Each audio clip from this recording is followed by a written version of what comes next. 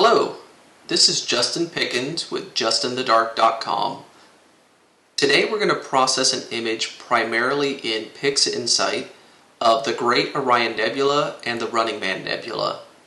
The data for this image was provided by Lisa D. She and I belong to a Facebook group called PixInsight for Beginners. And she had some questions about the stars and processing those. But I asked her if I could take a look at the image and process it and make this video. And she graciously accepted and provided me with the linear file. To follow along with this video, you're going to need PixInsight, Lightroom, and Photoshop. And you're going to need a filter for Photoshop called StarXTerminator. This is going to replace using StarNet++ inside of PixInsight.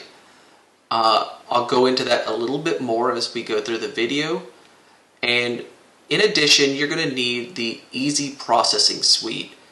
I'll put a link in the comments below for both StarXTerminator and the Easy Processing Suite if you don't already have those two items. So to get started, I'm going to load up my process icons. If you haven't saved your process icons, I would really recommend doing it. It saves so much time. Of course, you can go to processes right here.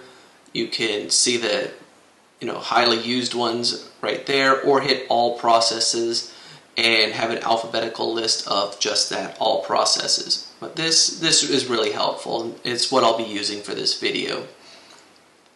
I'm going to go ahead and rename this file just simply because that is not manageable. And so I'm going to name this Master RGB. Okay, and I'm going to load up the screen transfer function. And I'm going to delink the RGB channels and then do an auto stretch. Of course, this does not actually stretch the image. This is just a view to give us a preview to give us an idea of what it will look like. And it's still in a linear format. We can see right away that there's a lot of data in this image. It looks awesome. The stars are a little large, and we'll try to address that. And they're a little blown out, but we'll work on that a little later in the process. And then there's some amp glow here. Usually with the amp glow, I would calibrate that out with with darks, but I don't have those, so I'm going to handle that just simply by cropping those out today. And that's where we will go next is dynamic crop. And I'm going to bring this down quite a bit because I want to get rid of that amp glow, and I want to go ahead and frame this up how I want to see the image. So I'm going to put the width to 4500 and the height to 3000. It centers up perfectly with how I want the image to look. So I'm going to execute that. And then I can go ahead and close out dynamic crop. Next, I'm going to zoom to fit, just so I can see the image a little bit better. And that looks good. Now I'm going to do an automatic background extraction. And there really isn't that much going on with the background, no real bad gradient to deal with. So I'm going to turn down the function degree from the default of 4 down to 1. And in the target image correction pane, I'm going to select subtraction and then select discard background model and replace target image. And I'm going to apply that. We can close this and then reapply our auto stretch. Getting better. Next, I'm going to go to color calibration, and I'm not going to do a photometric calibration, and I'm not going to worry about setting the reference image for the white balance or for background reference. I'm just going to run this as is, and that looks like it did a pretty good job. Lastly, I'm going to go to SCNR, and I'm going to do one iteration of green removal. And that looks great. There wasn't much green in the image right there, but that will help with keeping the colors balanced as we progress forward. The next thing we want to do is go to our Easy Processing Suite. You want to make sure that you do that before you actually stretch the image because it works best with the linear data. So I'm going to go to Scripts, Easy Processing Suite, and typically I would run the Easy Decon, folks would run that, but since I'm on a Mac M1, I can't do that because that uses StarNet++. So I'm not going to worry about it, and I'm just going to move on to Easy Denoise, which does not need StarNet. It's going to come up with a warning that says it's still in a heavy development phase and that it may crash. Just click Understood. I haven't had this crash on me. Just something to be aware of.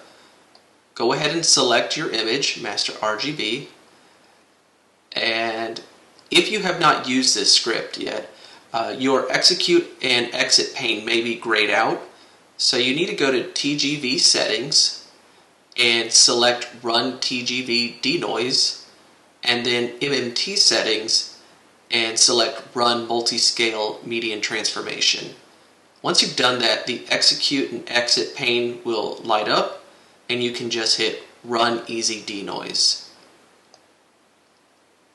Now, even on this relatively new computer, this does take some time, generally about 5 to 10 minutes. So I'm going to pause the video here and we'll pick up once this is completed.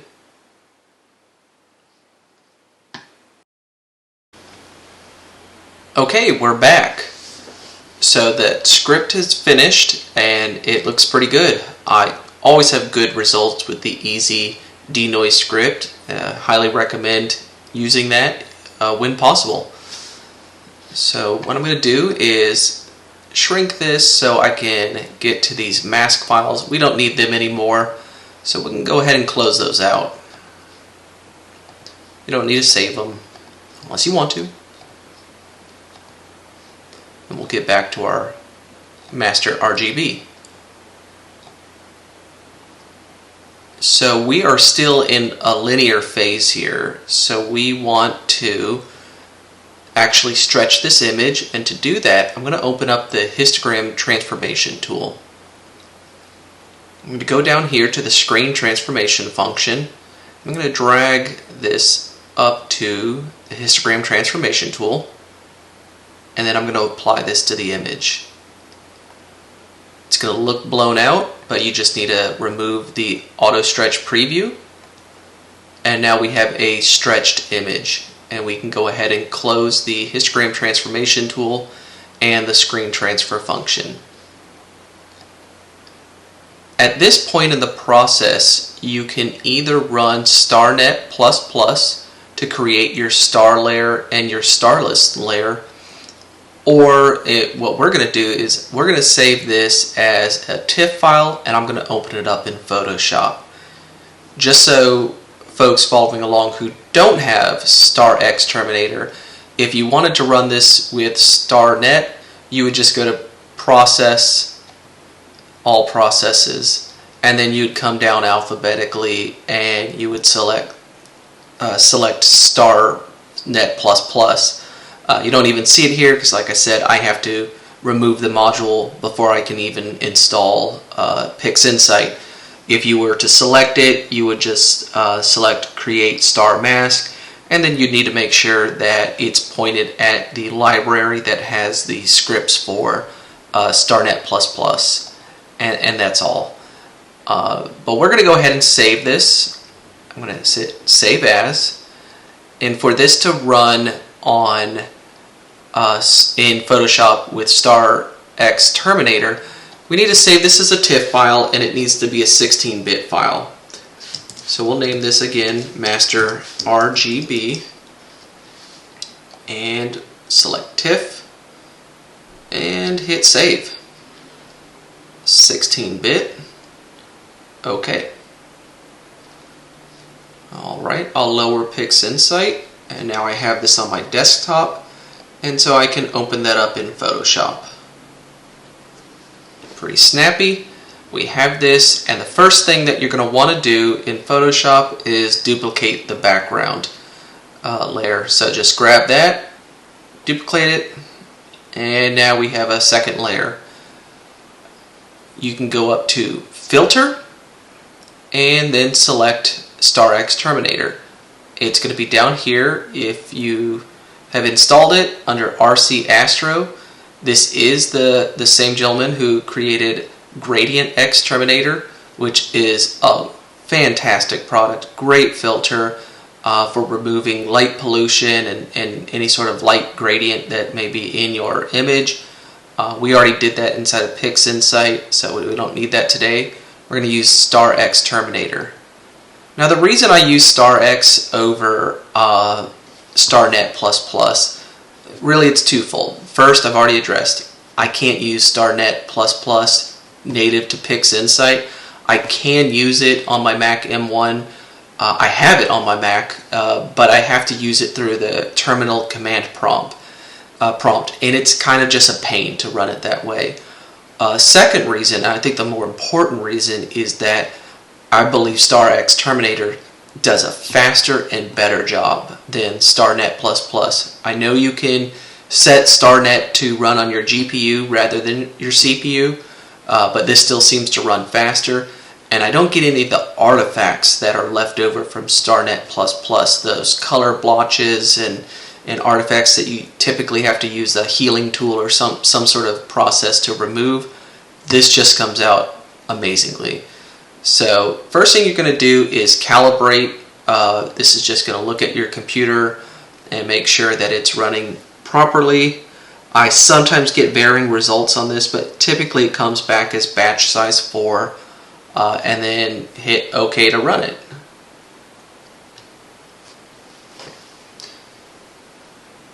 So you can see that it's pretty snappy. It's already running, doing its thing. And there we go. And that to me is amazing looking. I don't know how many folks have used StarNet, but typically you're going to have these little color splotches where larger stars were left over, and you just have to go and heal all those up. I actually ran this through StarNet on a different PC, and this particular image, and I was getting these weird artifacts where it was leaving behind parts of stars, or once I added the stars back in, there were little pixels missing. It was odd. This is just flawless. So I'm done preaching. We'll go ahead and save this, and I'm going to save as, and I don't need to merge the layers here because I'm going to save this as a copy and declick layers here, and I'm going to save this as Starless. There we go. Save. And the reason I didn't merge the layers is because I'm going to very quickly make my star mask. And to do that, I'm simply going to make sure I have the top layer selected, and then I'm going to change how this top layer is applied from normal. I'm going to bring that down, and I'm going to put that to difference. And now we have our star mask. I did notice in testing that I had this little bit of blotch from the core of the Orion Nebula, the trapezium, I believe it's called, and really this didn't impact the final image, so I think this is fine. And again, we can go ahead and save as, and I'm going to call this one Stars. Again, save as a copy and deselect layers and hit save. Alright, I don't want to save over my master file, so I'll just say don't save, and we can move back to PixInsight. There's my Starless and Star layer. I'm going to just open that back up in PixInsight, and now you can see the two files compared to one another. Again, I think it does a great job. So you can either hide this or just get rid of it. We don't need it at this point. I'm going to close it just to declutter. And now we have our Starless layer. Alright, from here I'm going to do a process that's generally used when you're doing, trying to create a Hubble palette, something like that, from a one-shot color camera, and you have a dual band narrow filter like an Optilong L Enhance or L Extreme. This image was taken without one of those filters, but applying the same methodology really made the colors look awesome in this. So I'm going to go ahead and do that same process, and to do that I'm going to split the RGB channels, and so that splits that into 3 images. And this first, the blue channel, I'm just going to get rid of it. There's way too much noise in here, and we're going to recreate that channel in just a moment. We have our R and we have our G channel, which is red and green. And red is typically going to also be what you use for your luminance channel, and that's just because it's going to have the least amount of noise. Actually, looking between these, they look pretty similar. Almost looks like green is better, but I'm going to go with R still. I'm going to rename it just to R. It just makes it easier for pixel math. And with the green, I'm going to rename that to G. Typically here is where I would get out the curves adjustment or histogram transformation tool and make these images kind of line up with one another. They're actually pretty close. And so I'm going to leave it as is. And man, I am very much tempted to use G as my luminance channel, just because it looks great. We'll see. We'll play with it. Actually, we'll try both. And before that, we're going to recreate our blue channel. And I'm going to go to Pixel Math. And before I put the formula in, I'm going to select destination because I always forget. I'm going to hit Create New Image, and I'm going to make the image ID B for blue channel. And up here, I'm now going to type in my formula. So R for red channel times 0.6 plus G for the green channel times 0.4. And with that, I'm going to go ahead and apply. And now we have our blue channel. Next, we'll go to the RGB Combination tool. And this is what I was talking about, what channel am I going to put as my luminance channel. Typically when I do this, I'm going to select R, so R for the red for my luminance, red for my red, and then B, blue for my green channel, and G for my blue channel. It just works out. Trust me, when we see this, you'll see what we've done. Next, I go to saturation, and I'm going to dial the saturation down on the slider here to 0.15. On this slide bar, the lower the number, the more saturated. The higher the number, the less saturated. Next, I'll check chrominance noise reduction, and then I'm going to apply globally and run this.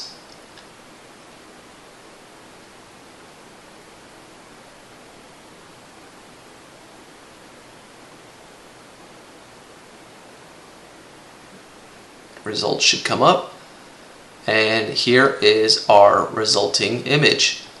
That looks great. Just as a comparison, I'm going to go ahead and also run this one more time, but I'm going to put G as my luminance and see what we get. See which one looks better.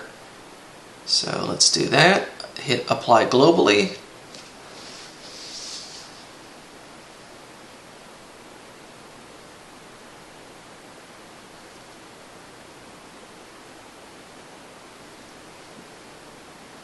Okay, so let's compare these. We can close that now. And wow, yeah, I think I'm gonna go with the second version. It just looks cleaner and has less noise introduced into it. That's typically not the way I go, but I like it. So I'm gonna close that out, don't need it. And at this point, I don't need any of these prior channels, so I can close out the RGB channels. Yes, close it, don't need to save. And I can even close this Starless original file. I'm going to rename this because eventually we'll put this back into pixel math. So I'm going to rename this SL for Starless. And I am going to keep going. Next step is the Curves Transformation tool. And this is where we can start adjusting the colors here, because this looks good, but we can do better. So first thing we want to do is go to the red channel, and we want to bump that up. So we're going to bring that up about a quarter of the way, and then we'll bring down the shadows so we're not introducing too much color and noise into the shadows. And I messed up here. I'm going to clear this out. Should have opened up a live view so I can see what's happening. There we go. Let's try this again. Bring this up a quarter of the way. Yeah, it really helps with those details in the core. And bring that down. That looks awesome. I'm going to apply that. And we'll reset. And now we're going to go to the blue channel, and we're going to bump this up just about the same amount to a quarter way up in the center, and then bring down those shadows. I love it, love it. So we'll apply that, and we can exit out of here, and we'll close the Curves Transformation tool for now. Now you can see that it adds a little bit of a magenta hue to this where the red and blue are combining. So we'll go up and we're going to run a script to help with that. Under Utilities, and we'll run Correct Magenta Stars. Obviously it's for stars, but this works very well on also the background luminosity. Just make sure your image is selected. You don't need to change any of the default settings. Hit execute. And we'll close it. And that looks good, but it's kind of muted some of our blue. So I think we'll go back in and just do an extra iteration of the blue. Oops, excuse me. Curves Transformation. There we go. Let's open up our live view. And I think on this one we'll be a little more sparing. We'll maybe only bring it up about halfway, and then make sure we bring down the shadows. Let's bring this up a little bit more. This is really going to be to your taste. Yeah, I like that. So we'll apply that. Close this out. And I'm going to put another iteration of SCNR green removal. Oh yeah, that really helps. So now this is where we're at. Next I'm going to create a range mask using the range selection tool. And this is I'm going to use this to help neutralize some of the background colors and noise. I think going with the green channel, I lost a little bit of luminosity in some of this nebula back here, or nebulosity. We'll just keep going. And I'm going to, let me turn on my screen real-time preview, and I'm going to set the fuzziness and smoothness to really the defaults I use, and that's 0.2 for fuzziness and 20 for smoothness. And then I'm going to go up to the slider here for lower limit, and this is where you just watch this live preview. And on this one I want to make sure I am grabbing as much of the nebulosity as possible, but leaving out the background. And so hopefully we'll be able to bring back some of this that I think we're losing right now, and then darken up some of this. So that looks pretty good. I'm going to hit apply to create that mask. Remove the real-time preview, close range selection, and then we'll drop that range mask on our image. And we can lower this. Just put that up there. Okay, and you can see our mask. We're going to invert our mask, and then we don't need to see it at this point. So we'll go here, and we're going to go back to our curves adjustment tool, and we'll move this over and launch a live preview again. And this time we're going to go to the luminosity, the L here, and we will drop down the luminosity in the mid and then certainly in the shadow. That looks pretty good. Let's see if we can bring up any of this. It's getting pretty aggressive there, that curve, but let's try it. It looks pretty good so far. And almost like 2 iterations of that. Again, I'm losing some of this, but it's really smoothing out the image, and I like that. So without losing detail. So I'm gonna put a second iteration. That's perfect. I think that's where we want to be. I like that. We're gonna work on some of the core detail, both in PixInsight and then a little bit in Photoshop or Lightroom as well. So I'm going to close this out, and now I am going to remove this mask. We're going to create another range mask, and this is to address some of these details. So range selection, again I'll open up my live preview and set the fuzziness to 0.2 and smoothness to 20, and now I'm going to reduce my lower limit, and this time I'm going to reduce it quite a bit because I just want the brightest parts. I don't want to impact any of the mids. I really just want the brightest because I don't want to introduce noise in the next step. So that looks good for now. We'll hit apply. We have this mask. We're going to attach it to our image. I don't need to see the mask, and we don't need to invert it because we are just going to be adjusting the core nebula of Orion and a little bit of the Running Man. And for this, I have it called core detail because that's usually what I apply this for, but this is a local histogram equalization tool. And make sure we have the image selected. There we go. Open up a live preview, and actually what I think we'll do is let's create a preview pane so we can kind of zoom in on this here. Okay, and now we can open this up. Alright, perfect. And now what we're doing with this local histogram equalization is just adding structure here, and you can see you can add a lot of drama but a lot of noise with this. So this is going to be to your comfort level, usually somewhere around 0.3, 0.2, and you can use this little button here to kind of see what you've done to the image. And you can see that we're not putting in noise outside of that core where we have a lot of light. So I'm pretty good with this. I'm going to delete the preview and let's try it out.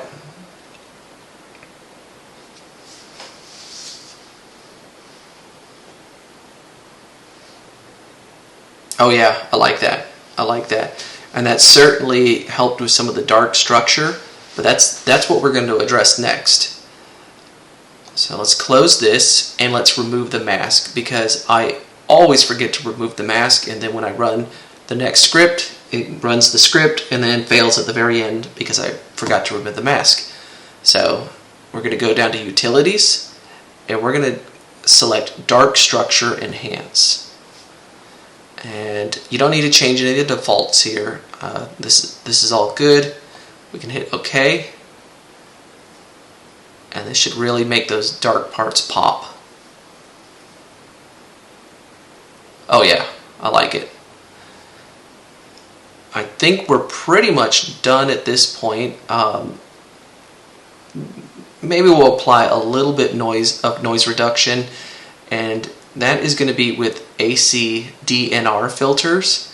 And what we'll do with that is we'll apply a lightness mask to it, and then open up the lightness mask pane, hit preview, and then live preview. And we're going to slide this down to where it's only going to impact what is white. Anything in black is going to be protected, and I want to protect that core nebula, but out in these regions there's a little bit of noise that we can clean up. So 24 looks pretty good, and so I'm going to remove that preview, or remove the mask preview and leave preview on, and we can change the standard deviation for how much is going to be applied here. And it's kind of hard to see, but usually about 1.5 to 2.5 is kind of where I land on this particular image. I think 2 standard deviations is looking good, so I can close this real-time preview. There we go, and apply it to the image. And it should just help clean up some of this around the edges here.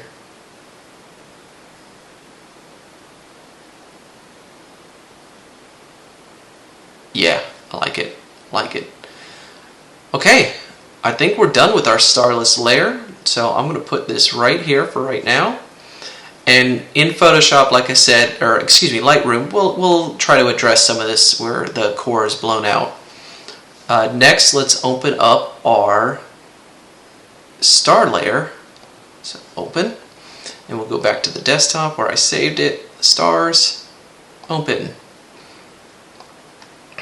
Okay, so like I said at the very beginning, these are a little blown out, and so we've lost some color. I'll try to add that back in. When I tested it out, it didn't do a phenomenal job, but it did help. And so I'm going to use a similar process that I did for this image, but instead of splitting the RGB channels, I'm going to create a luminance mask just by creating a luminance channel.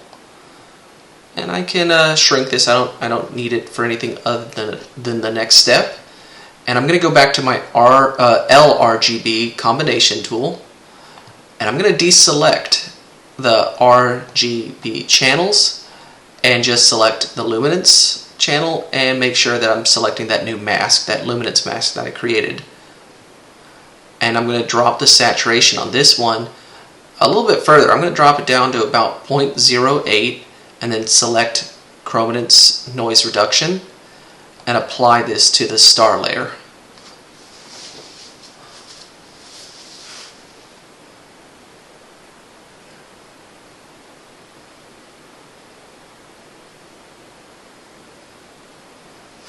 Okay, I can close this. Definitely added some more color in. Let's add one iteration of SCNR green removal to it. Okay, and we definitely have some magenta in here. I'm a little worried though if we apply the magenta star correction that it's going to wash out some of the other colors. So I think I'm going to leave it for right now.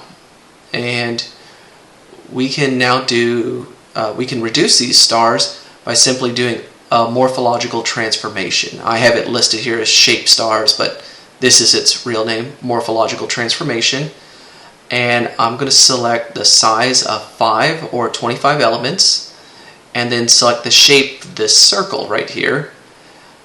And this slider on the amount is going to determine how much we're shrinking these stars by.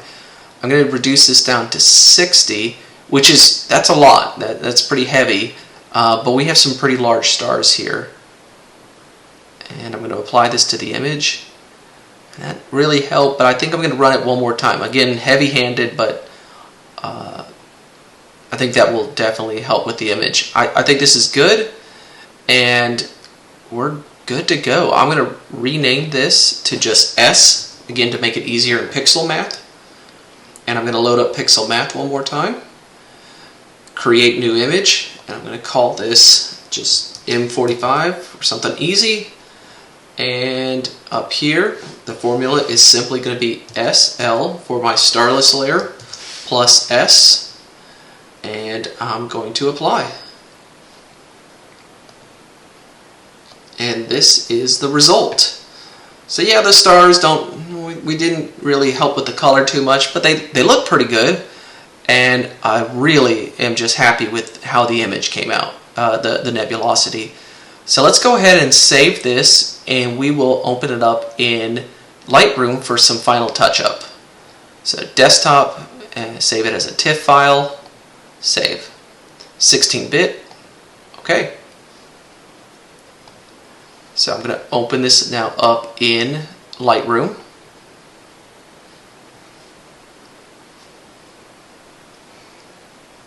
Okay. Add that photo. Oh yeah, really happy with this so far. So first thing, let's just apply a little bit of sharpening and noise reduction. Lightroom does a great job of that. So I'm going to apply about 15 on the sharpening, but I'm going to mask that pretty heavily. I'm going to put about 75, and then with noise reduction, I'm going to put 15 on the noise reduction because we've already removed most of the noise. Contrast 35 and color noise reduction 35. Those are generally my defaults that I set. And then to help with the core of the nebula, I'm going to use a brush, and it's going to be pretty wide because I want it feathered and I want to cover this whole area just with one stroke. So with that, I'm going to select it, and I'm going to go up here, and I'm going to be pretty heavy-handed on it. I'm going to just drop the exposure as much as possible, drop the highlights, drop the blacks. Let's see, yeah, I like that, yeah. And just to keep a little bit of that brightness, I'm going to pump the white back up just a tad bit. Let's see, do we need to do anything with the shadows? That's really to taste. I'm going to just bring that down a little bit, and then I'm going to come down here and I'm going to add a little clarity. It's going to add some structure, a little bit, kind of showcase the details. I'm going to bump up the sharpness over here as well. So let's take a look at the before and after on that. So before, after, before, after. Yeah, I think with the shadows, I'm gonna bring those back up a little bit. So we've darkened this a little more than I wanted, but overall I think I'm happy with the image. We're going to save this. Excuse me. JPEG. Save it to the desktop. And we can close out Lightroom. And here's our final image. I think it looks pretty darn good, and I'm happy with it. So I hope this video helped and that y'all got something from it. I am in no way an expert in PixInsight. I'm just learning as well. That's why I'm in the group PixInsight for Beginners. But I plan on making more videos like this and continuing to share as I learn. And as a new channel, it would really help me if you hit that subscribe button or hit the like button, hit the bell, all the typical YouTube stuff. Thank you, and have a great day and clear skies.